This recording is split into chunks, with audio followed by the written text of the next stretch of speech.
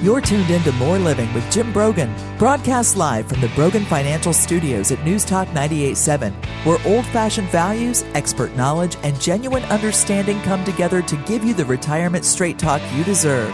Jim's a former National Advisor of the Year recipient and a financial educator, and he's here today to talk about how you can live out the best years of your life. Jim and the Brogan Financial team have been helping retirees and pre-retirees across the Southeast for over 20 years in their pursuit of financial independence. You can reach them during the week at 865-862-6800. So sit back, relax, and get ready to learn, because More Living with Jim Brogan starts now. Hello, East Tennessee. Welcome to More Living with Jim Brogan, where it's all about living the best years of your life your way. This is News Talk 98.7 WOKI. And, as we look forward, we're really kind of looking out into 2026, future years. What do things look like economically? How would that affect the markets? All of these things. And I think to understand all that, we also have to have we have to be able to look in the rearview mirror, but then ultimately what's most important is how do we view out the windshield in the front and adjust to likely things to come down the road. So certainly I get asked a lot of questions. So we're going to really dive into markets today. We're going to look at the Federal Reserve and the new nominee for chairman of the Fed, and answer your questions about how you can evolve in these changing market conditions. So we're going to take a look at three key areas shaping the financial landscape. So we'll look at the markets, we'll look at AI, we'll look at, are we in a bubble? We're going to talk about the Fed, and then we are going to talk about the political cycle, because we now are in a midterm election year. We'll talk about what's happening and what is the broader political timeline, and how does politics really affect the markets. So each of these can play its own role in understanding. Having a good view of all of them can help us with the context of today's headlines. And to be careful we don't overreact to short-term news. Joining us today is David Wagner, a friend of the show, great friend of our company at Brogan Financial, and a very dear friend of mine and my wife's, Dee Dee. He's head of equities and portfolio manager at Aptus Capital. He's a member of the firm's investment committee. He oversees equity research and selection, evaluates macro-level trends, and helps guide views on the current market environment. You may have seen him regularly on CNBC, Bloomberg, the Wall Street Journal, and in Barron's. So he brings just a world of experience for a relatively young guy in his 30s. He's just an encyclopedia on markets. Good morning, David. Welcome to More Living. Jim Brogan, thanks so much for having me. Jim, today's a very special day. Do you know why today's a special day? I do, because I have 2 degrees from the University of Tennessee. And where are your degrees from, David Wagner? I think for your show, I have to say, unfortunately, from the University of Kentucky.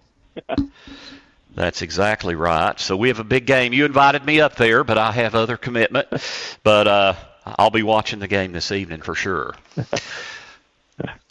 David, let's just let's start talking about the markets.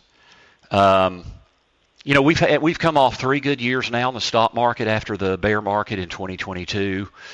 What's your outlook? It's more and more talk about bubbles. Are we in a bubble, especially an AI bubble? You had a very interesting article this week that you put out on your website about this issue. Talk to us. What can we expect in 2026? Yeah, Jim. Thanks for having me. I think one of the key questions for 2026 is going to be determined by this advanced computing, this artificial narrative that's very much out there. Obviously, this market, it's in the 3rd year of its bull market rally. And just for context, Jim, the average bull market tends to last about 5 years. But not only that, from a time duration standpoint, the average length, we can look at it from a percentage return standpoint. And since this bull market started back in October of 2022, the market's rallied almost 100%.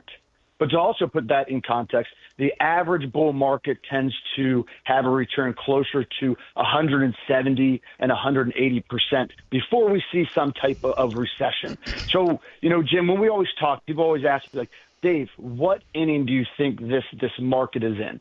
So let's just say inning 1 is at the beginning of a new business cycle, while inning 9 is closer towards the end of a business cycle. And it's just so very hard to pinpoint, Jim, But if you look at it from the duration standpoint or the price return standpoint, it tells you that this bull market could definitely have a little bit more legs moving forward into the future. And yeah, I would add, actually, go ahead, Jim. Well, I was just going to say, talk a little bit, too, about, where we are with corporate earnings and growth projections for GDP here in the United States. Yes, we're absolutely kicking above our weight class from a GDP growth perspective, from an earnings perspective, but also from a consumer spending perspective. And I think, Jim, over the last month, I've gotten a lot of questions. Like, David, in January, the S&P 500, which is kind of the North Star, the benchmark for returns here in the United States, had a return of about 1.5%. They go, Dave, how did the market have a positive return during a month where there was just so much political jargon, jawboning, headlines galore, obviously with Maduro and Venezuela. We had the Greenland effects. We had geopolitics. Like there was each day, Jim, in the trading, it was its own ecosystem with new headlines. And so people always ask me, like, how did the market have such a strong return in a month with all of this noise? Well, Jim, you've heard one of my sayings before, and it's that everyone believes that complex problems require complex solutions. And me and you both disagree with that. We believe that complex problems are best solved by simple solutions. And while people believe that the market is heavily complex in general, it's really not. It's very simplistic. And, the market tends to have great or strong returns when corporate earnings are strong, when you're having strong GDP growth, and when consumer spending is performing very well. And we're seeing all of those right now. For context, like the market tends to grow earnings on average 8 to 9% per year. Well, Jim, I think we've had like 6 straight quarters of growth of over 10%. So we have unbelievable growth in this market right now. But I would say that a lot of the growth that we have seen, it's been on the back, it's kind of hitched its wagon to this overall artificial intelligence trade. There's just been so much CapEx really poured into this market. But, Jim, at the end of the day, I firmly believe that, as we'll probably talk about later in the show, that midterm election years, they do tend to be a little bit more volatile than average. But given, the amount of monetary stimulus we have coming into this market, monetary stimulus is obviously, has more to do with the Fed. We have so much fiscal stimulus coming in from the one big beautiful bill out of Washington, D.C. And the amount of spending that we're getting on the hyper CapEx side for advanced computing, it's just absolutely not slowing down. We learned that this week. So I'd say that the path of least resistance for this market is likely to be higher. Well, that's pretty interesting, and you certainly see people on TV, many that say valuations are high, volatility could spike. Talk a little bit about, we know that we can't time markets. People know that. People are still increasingly worried that it just can't keep going up, can it? But it's a real danger. One of the real keys to successful investing is that you're invested when we have these booms. And to be invested when we have the booms, since we don't know when they're going to come, we also have to be invested in the bust. Can you talk a little bit about the importance of staying invested and having a longer-term outlook when it comes to being an investor and not a speculator? Yeah, that's one of the best things that you can use. Like in investing, you always talk about arbitrage, and that's basically just having the ability to be more successful in the future. And I think the best arbitrage that an investor can have is, to your point, Jim, is through time. And I always say this to a lot of our different partners, that it pays to be a rational optimist. So what I would mean by that is like pessimism about the long term, it simply does not align in any way with the historic worldview. Like investors can choose to believe that right now is the beginning of the end, but that's really just a bet against all of human history and human nature itself. The market has always been in this case that progress occurs against an inevitable backdrop against catastrophe. It always has, and it always will. Like invariably, you can go out and find what you go looking for, and your investment results will likely probably mimic your overall worldview. And whenever I talk about being a rational optimist, Jim, I say this one key phrase, like the world, it can only end one time. Yet every single year, everyone's calling for a pessimistic view in this market, that this time is different and trying to bet against the market. And to your point, Jim, what we've learned is that tends to be the wrong side of the bet. Yeah, and one of the things that I'm reminded of when you talked about that, David, and because in our next segment we're going to talk about the Fed, but I remember a few years ago, I don't remember exactly when it was, but we were having this huge quantitative easing, of course. So it was before they started tightening, and you said, Jim, don't ever bet against the Fed. It's the truth, unfortunately. And I think you'd actually add a second rule here, Jim, not just don't ever bet against the Fed, but honestly, don't ever bet against fiscal policy. Because once, you've opened the wormhole of fiscal policy, injecting capital into the market, it's very hard to take that back. It's like the old saying that, once you get the toothpaste out of the tube, it's nearly impossible to get it back in. And so I would say don't bet against the Fed and don't bet against fiscal policy. That's a great word. We're visiting with David Wagner. He's head of equities for Aptus Capital. When we come back, I do want to talk about the new nominee for chairman of the Federal Reserve. What does that mean moving forward? Some of his comments about monetary supply. How is that going to affect us in the coming years, assuming he would get approved by the Senate? We're visiting with David right here on More Living with Jim Brogan, only on News Talk 98.7 WOKI. Welcome back to News Talk 98.7's Brogan Financial Studios, where Jim Brogan is coming to you live with important news and advice to help you achieve your dream retirement. Get ready to learn and live. Here's your host, Jim Brogan. Welcome back to More Living, right here on News Talk 98.7 WOKI. I'm Jim Brogan, and today we've been talking about market outlook. We've been visiting with David Wagner. He is the head of equities at Aptus Capital. You may have seen him many times on CNBC, Fox Business, Bloomberg, all those places. Just an encyclopedia of knowledge. And David, it was interesting. You talked there before break about pessimism, and the world can only end once, which I thought was a great comment. If you really think about since 1900, what our markets have been through. I mean, we had two world wars, several other wars. We had the Great Depression. Even just recently, we had the Great Reset. We had the dot-com bubble. We had more war. We had the Great Recession. We had a global pandemic twice in the last 120 years, yet the market has continued to perform when looked at as a long-term investor. No doubt there, Jim. I think one of my favorite statistics that I could talk to you about your time being in the market and not timing the market is if you go back over the last 100 years, so go back to 1925. Okay, and if you were invested in the market as measured by the S&P 500 every single day over the last 100 years, your return would be on an annualized rate about 9.8%. But if you missed out on the 50 best days in the market over the last 100 years, your return would be cut in half. And I think that the important part is that you actually dissect those 50 best days in the market over the last 100 years.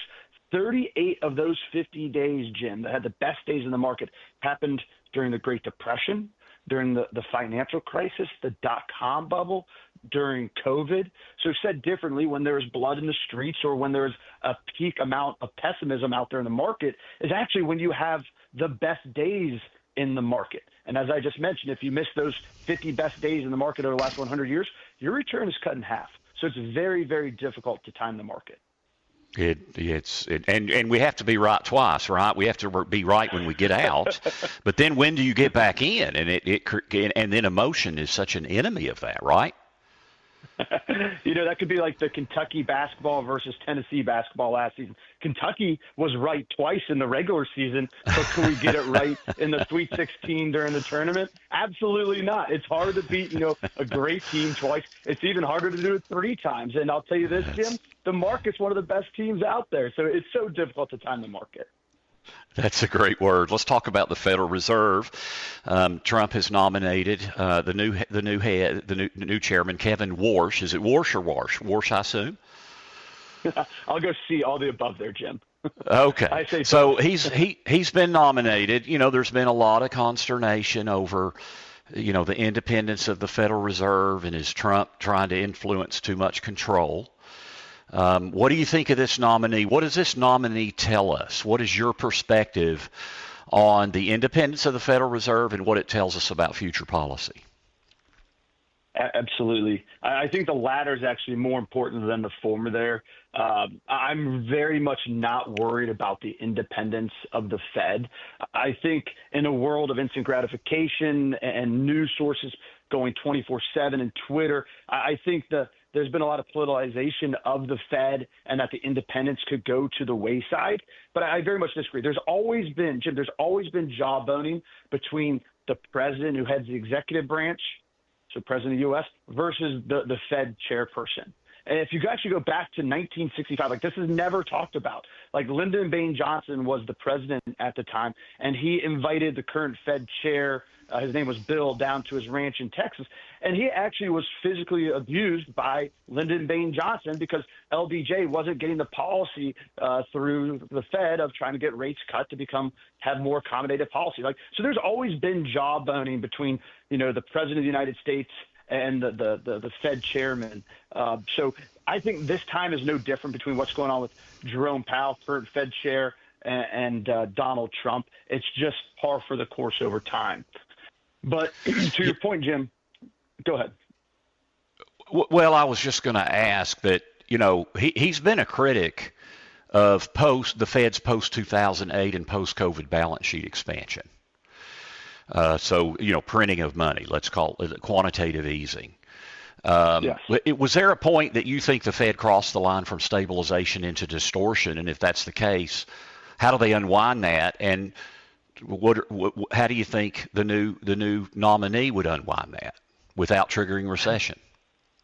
That's a great point, that the market's going to have to learn some more information to be able to digest the new policies with the upcoming Fed chairman, Kevin Warsh. But Jim, you hit the nail on the head there. Like, Kevin Warsh, much like Donald Trump, and I would say Scott Bessent, the U.S. Treasury Secretary, they're kind of anti-utilization of the balance sheet for quantitative easing. So for everyone, there's basically two levers that the Fed can pull to make policy more accommodative and less accommodative. And that's just through the federal funds interest rate, okay, so the Fed funds rate. And the second one is more of a new phenomena through the utilization of the balance sheet. Basically, when they increase the size of their balance sheet, that is basically injecting more money into the market that can be gone out there to buy risk assets. Basically said differently, it can prop up the market. But that's kind of the key problem at hand here because, Jim, a lot of people, well, one, the market tends to challenge the Fed chair quickly from a return standpoint. So we'll see if that rings true here with Kevin Warsh. But I would say everyone was worried that Kevin Warsh was a huge hawk, okay? But there's probably two different reasons, Jim, why the market was initially, mildly skeptic or disappointed on the Warsh nomination. And the first one is that he's made less than supportive comments about quantitative easing. I mean, just last summer, Warsh spoke about QE being reverse Robin Hood and that it benefits asset holders more than non-asset holders. Specifically, Warsh thinks that quantitative easing compounds inequality in the economy into that K-shaped economy. And to be honest, Jim, he's likely correct. However, to your other point, quantitative easing has become an integral part of Fed policy, and many believe that it's very critical to the massive appreciation of assets that we've witnessed over the last 17 years. And abandoning or altering, this Fed's reliance on QE would definitely be a huge shift in Fed policy, and markets probably wouldn't very much like that. But the second thing, like Warsh is trying to do, he's calling for a regime change at the Fed, which is essentially saying that the people running the Fed, so think Jerome Powell right now, are the exact same people who let the inflation genie out of the bottle. And because of that, there needs to be new leadership that can restore credibility of the Fed to the public. And, that's not necessarily a bad thing. His comments there probably aren't totally off base, but markets definitely want to hear more specificity on what exactly this regime change means in the coming weeks. But, bottom line, markets, they haven't hated the worst choice, but they view the Fed as a major ingredient to the bull market that we've seen in stocks over the last 10 years. Well, he has been critical of the Fed and how they let, as you say, the inflation genie out of the bottle. He has argued that inflation is as much a credibility problem as it is a technical one. So, does the Fed need to restore long-term credibility in the public's eyes, and how do you think they do that moving forward? They have the toughest job. Like, to be honest, Jim, I would not want to be Kevin Warsh right now because he's obviously going to have to be handling Trump on one hand and, a market that is seeing, revolutionary technology through AI, immigration policy that is affecting the labor market, and then an affordability problem that is also key and center right now. And I would say, Jim, the word affordability really just means inflation. And I think one thing that the market very much gets wrong, especially for, Main Street America, like economists always talk about inflation growing on a year-over-year basis. And the Fed's target, though very anecdotal, is about a 2% inflation target per year. Well, I think we have to think about this in reality for the common person, for the Main Street person. Like inflation at 2%, which it's been well above that for about 3 or 4 years now. That means your currency, the purchasing power of your dollar, is debased or decreases on target of 2% per year. And that's not how average Americans need to see, inflation. They need to see it on a cumulative basis, not on a year-over-year basis. Because if you go back to April of 2020, your dollar has been debased, or inflation has had a cumulative growth of 27%. So I don't really care about the year-over-year targets because they don't paint the full picture. The full picture is painted by looking at the cumulative inflation rate over the past few years, and that is something that's just not going to slow down. So it may be difficult for the Fed to regain some type of credibility. So this possible regime change that Kevin Warsh is putting out there, it could be a great idea, not just for the most wealthy people in America, but to be honest, Jim, all of America and Main Street America.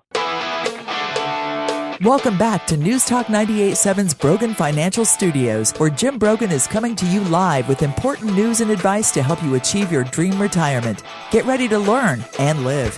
Here's your host, Jim Brogan. Welcome back. This is More Living with Jim Brogan, where it's all about living the best years of your life your way. This is News Talk 98.7 WOK. David Wagner. He is the head of equities for Aptus Capital, and he's just an encyclopedia of market knowledge. Just unbelievable, his understanding, even for macroeconomics. And, David, we were talking about the impact of the Fed. Of course, one thing a lot of people want to know is the Fed going to continue to lower interest rates? I know that was one thing people, initially were concerned about with Kevin Warsh.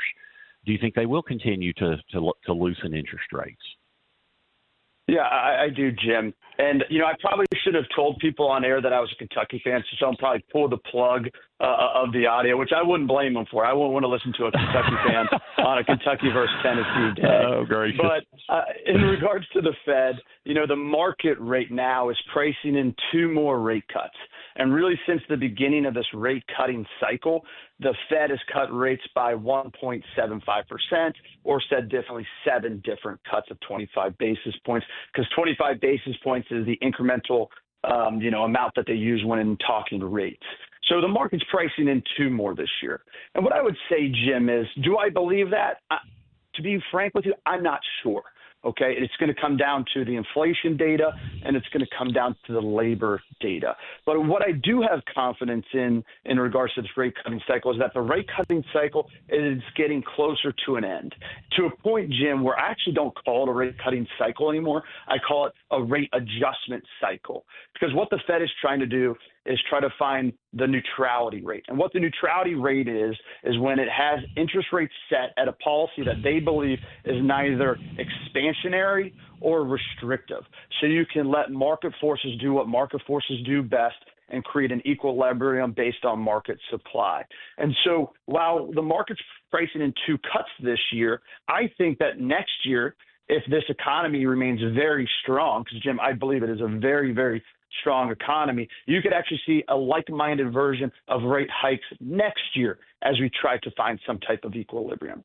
But obviously the wrench that's getting thrown in the spokes of the bicycle tire right now is this new policy that Kevin Warsh is trying to bring to the Fed, and it's not utilizing the balance sheet, and it's utilizing rates as more of a way to enact monetary policy. And he believes that if he can use the Fed balance sheet less, he can actually bring rates down much faster, all right, much more than what economists would expect, which would definitely be a beneficiary to all of Americans and more Main Street than just Wall Street. David, I do want to talk to you about the dollar. You know, there's just been so much made coming into this year. The dollar, or I guess a year ago, the dollar was so strong, and it's weakened. And so there's a lot of talk that it's going to continue to weaken. Did you expect the dollar would drop? I know one of the things you and I talked about is we would expect it. We would expected it to drop regardless of who was elected president. That was one of the things you and I talked about up to the last election. Mm-hmm. Is concern over the dollar overblown in your view? Yes. Simply said, I think it's just a lot of really mad Europeans that are making a lot of noise about this. Me and you definitely talked, Jim, about the dollar and its weakening. And actually, during President Trump's first term, the dollar weakened quite substantially. And I think many people would see that as America losing its edge. Well, I vehemently disagree with that, because it's always been spoken to that President Donald Trump, he's always wanted a strong dollar, and the market's now pricing in a weaker dollar. But I think the market and participants of the market have misinterpreted what Donald Trump means when he says a strong dollar. When Donald Trump talks about a strong dollar, he talks about it being and continuing to be the global reserve currency of the world. For reference, Jim, about 89% of all transactions, all global transactions, have a dollar component to it. All right. And when you have that global reserve currency, you tend to have more of a strong base of treasuries and a stronger overall economic domestic system. So that's what Donald Trump means when he wants a strong dollar. But from a business standpoint, President Trump, he actually wants a weaker dollar, because a weaker dollar actually benefits the S&P 500 quite substantially. In fact, a weaker dollar tends to, increase the asset value of almost all asset classes around the world.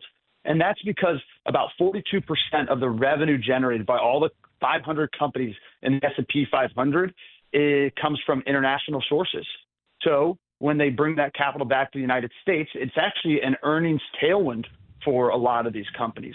So I would say that the U.S. dollar, yes, it has weakened about 11% from its historical highs, but the dollar was very strong from 19, 20, 21, in the early parts of 22. And so it's actually just reverting back to levels that we saw in 2019. And I think that's healthy, and I think it's normal. And I definitely believe that the charlatans of the world calling for the dollar weakening are very much incorrect. Yeah, so it's really just reverted back to the mean, right? I mean, it had gotten stronger, and now it's back where it typically is. Absolutely. I would say, Jim, that this, dollar move here more recently has probably caught a little bit more attention, because when you get a weakening dollar occurring, it tends to benefit out of all asset classes, not just U.S., international stocks the most. And international stocks have been out of favor really since 2009.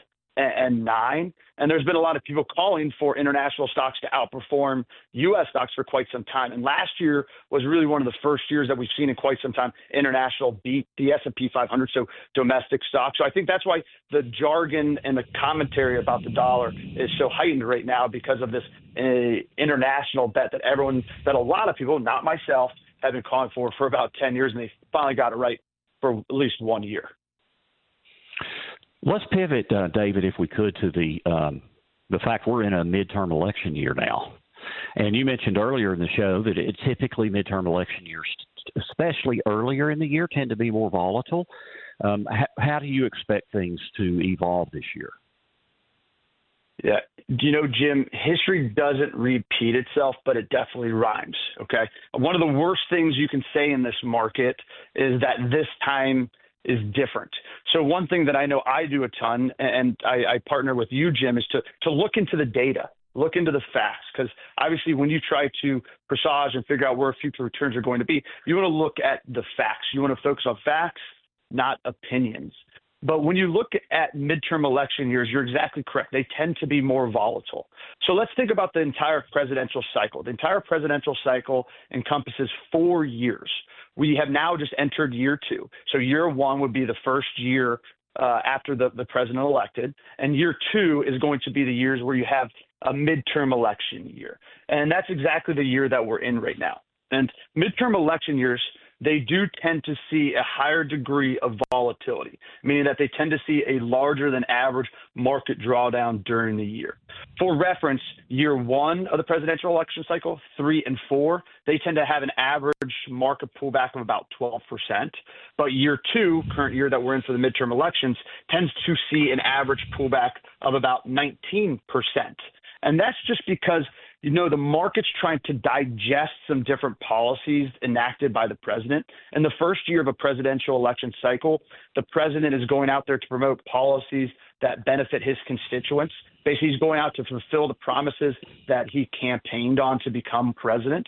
But in year two, he recognizes that he's somewhat lost the popular vote, or at least that Americans don't think of highly of him in year one. So his policies, they broaden out to be a little bit more populistic. And that's why you probably had Donald Trump last week come out with a credit card cap of 10%. We're not going to increase the Medicare advance rate. We're going to keep that stable at 0. So talking about affordability, because that's more of a populist topic because it affects everyone. And the market just has a little bit more difficulty digesting some of these policy changes during the year where you tend to see a little bit more volatility.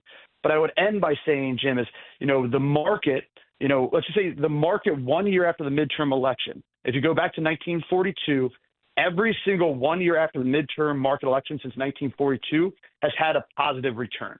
So even though the market sees more of volatility, more downside in a midterm election year, it's not a reason to become bearish. It's a reason to continue to be optimistic because returns tend to be higher in the future if you can weather that volatility. Well, weathering the volatility, I'm glad you mentioned that because volatility is inevitable. I mean, the great thing about the stock market is that over time, it's been the single best asset class to grow the value of what our dollars will buy, to beat inflation. But in the short term, it is completely unpredictable. So I know, we're talking about a lot of industry trends and kind of what we see, and we're kind of laying the groundwork that volatility is expected really at any time in any market. We're talking about midterm election years. But ultimately, as I mentioned earlier, we want to be investors, not a speculator. We've got to be looking out over a period of years and, in terms of our at-risk investments and not just what's it going to be worth next month or next quarter or even next year. 100%, Jim. I mean, with the media and everything, there's always that wall of worry to climb. There's always that reason to be a pessimist. I have a saying, Jim, and you've heard it a ton, and it's that bears, they sound smart, but bulls make money. So bears tend to be pessimists. Bulls tend to be optimists on the market. So the pessimists tend to sound smart, but those that are optimists and bulls, they tend to make money. And to your other point, Jim, market pullbacks, they're healthy and they're normal. I would say going back to 1942, the average year of the market tends to see 3-5% pullbacks in a year. And then if you want to take that a little bit further, the market tends to see a 10% pullback intra-year every year and a half. A market tends to see a 20% pullback on average every 5.5 years. I would actually say, Jim, we've started to see these tails occur a little bit more often, both the left tail, which is the bad tail, and the right tail, which is the good tail. Because this year, I just mentioned that a 20% pullback happens every 5.5 years. Well, in this decade of the 2020s, we've already seen 20% pullbacks in the span of 6 years. So we are starting to see more tails. So I think volatility, to your point, Jim, it's tending to become more prominent and occurs more often. But think about it from the other side, from a return standpoint, we've also had better returns this decade too. So more volatility, but better returns for risk assets. And so I would leave you this comment before I pass it back to you, Jim, is that the biggest mistake that investors, in my opinion, can do today is to be too conservative because you're worried about volatility. There's different aspects, that Jim and his team can do over at Brogan Financial where they take advantage of volatility, that they harness volatility as an asset class to make sure you remain invested over longer periods of time. Because again, the biggest risk I think advisors can take right now is being too conservative, because that hurdle rate, that rate you have to have a return on an annualized basis, is much higher than what you think to at least allow yourself to have the ability to increase your purchasing power. And so, everyone talks about you need to earn 2% per year, Jim, to not lose your purchasing power. I think that number's closer to 5%. Well, and ultimately that's what we have to do, right? We have to grow our money at faster the rate of inflation. So that's your total return, your real return on any investment. And that's a great pivot into what I want to talk about in our last segment, David, which is the fiscal outlook. And your word about, be careful you're not too pessimistic in terms of how we handle investments. So stay with us. This is More Living with Jim Brogan here on News Talk 98.7 WOKI. Welcome back to News Talk 98.7's Brogan Financial Studios, where Jim Brogan is coming to you live with important news and advice to help you achieve your dream retirement. Get ready to learn and live. Here's your host, Jim Brogan. Welcome back to More Living here on News Talk 98.7 WOKI. We're every Saturday 9 to 10 a.m., and you can catch us again from 3 to 4 p.m. Check out all of our resources online. If you go to Brogan Financial, you can click on Resources. Under that Resources tab, you can also click Classes to find out more about all of our upcoming classes. My next class is at Pellissippi State Community College. It's a one-night class in March on tax planning, and I would love to see you at that class. David, we're visiting with David Wagner. He's head of equities for Aptus Capital. And, as I've spoken and taught over the years, David, probably one of the most common questions I get is, Jim, what do you think will happen in the market this year, or in the next 6 months or the next 12 months? And years ago, I would always joke that I had used to have a crystal ball in my office, and it never worked. And then one year, about 8 or 9 years ago, my staff got me a crystal ball for Christmas. And I have it actually in our conference room, but you've seen it there. I love it. But the reason I'm bringing that up is it'd be more unusual not to have a correction of over 10% in a year than it would be more unusual to not have that, right? People have to realize that is a normal thing in markets, and as you said, can be healthy for markets. No doubt, Jim. They have an old saying in the investment world is to not listen to CNBC, even though I talk on it all the time. So don't listen to me, I guess is kind of what I'm saying. But don't always every single day look at your investment statement and the value of your account, because the more you do that, the more you're going to train your brain into making incorrect decisions of trying to time the market. Jim, I have a saying over here, trading too much is like a pie crust. The more you mess with your investment account through trading, the worse off it gets. So the best thing is to, just keep putting money into your account over a longer period of time. Don't look at the account value so you can weather the volatility better, so you make less decisions and less mistakes at your portfolio level. That's a great word. And one of the things we've talked about that I talk about all the time with my clients is the research. When you look at years and years of data, does not support constantly getting in and out of things, right? I mean, yes, things need to be managed and evaluated, and portfolios need to evolve and change. We've got to take advantage of opportunities. We have to protect ourselves from unnecessary risks. But we just have to be careful with those things. Yeah, one thing I always say, Jim, is that the financial planning of someone's retirement account or their hard-earned investment account is so much more important than the investments themselves. And that's one thing that your team over at Brogan Financial does so well, is the financial planning side of things. And that's where everyone's attention should be focused, more so than the investments themselves. Yeah, and I would say one of the biggest pieces of that is, what do we really want our money to achieve for us? What's the outcome we're after? If somebody comes into my office and say they just want to earn a higher return, my antenna goes up.